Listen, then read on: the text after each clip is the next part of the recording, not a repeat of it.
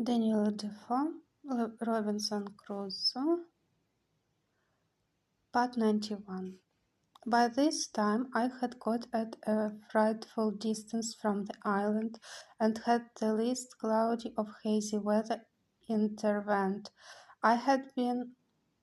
undone another way too, for I had no compass on board, and should never have known how to have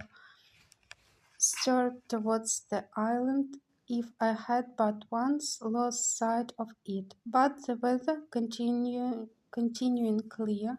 I applied myself to get up my mast again, and spread my sail, standing away to the north as much as possible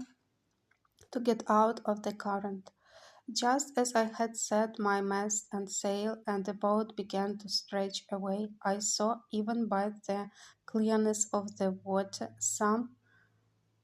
alteration of the current was near, for where the current was so strong the water was full, but perceiving the water clear, I found the current abate, and presently I found to the east, at about half a mile, a bridge of the sea upon some rocks. These rocks I found caused the current to part again, and as the main stress of it ran away more southerly, leaving the rocks to the northeast, so the other returned by the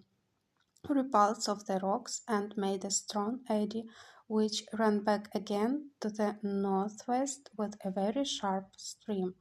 They who know what it is to have a reprieve brought to them upon the ladder, or to be rescued from thieves just going to murder them, or who have been in such extremities, may guess what my present surprise of joy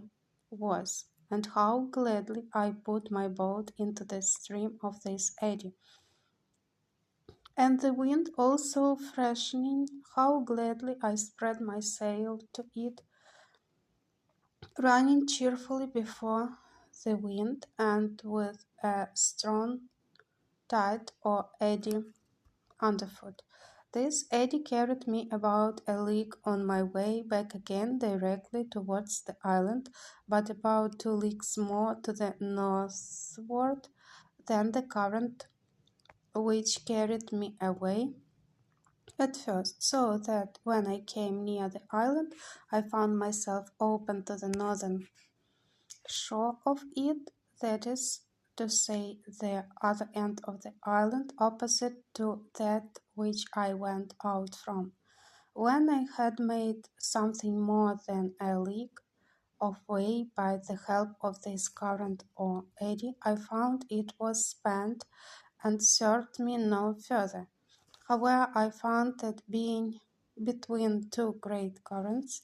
with that on the south side which had hurried me away, and that on the north which lay about a league on the other side, I say between these two, in the wake of the island, I found the water at least still, and running no way, and having still a breeze of wind fair for me, I kept on steering directly for the island, though not making such fresh way as I did before. About 4 o'clock in the evening, being then within a league of the island, I found the point of the rocks which occasioned this disaster, stretching out as is described before to the southward, and casting off the current more southerly, had of course made another eddy to the north, and this I found very strong, but not directly setting the way my course lay, which was due west, but almost full north. However, having a fresh gale, I stretched across this eddy, slanting northwest, and in about an hour came within about a mile of the shore, where it being smooth, whatever, I soon got to land. When I was on shore, I fell on my knees and have got thanks for my deliverance, resolving to lay aside all thoughts of my deliverance by my boat, and refreshing myself with such things as I had, I brought my boat close to the shore in a little cove that I had spied under some trees, and laid me down to sleep, being quite spent with the labor and fatigue of the voyage. I was now at a great loss which way to get home with my boat. I had run so much hazard and knew too much of the case to think of attempting it by the way I went out, and what might be at the other side, I mean the west side, I knew not.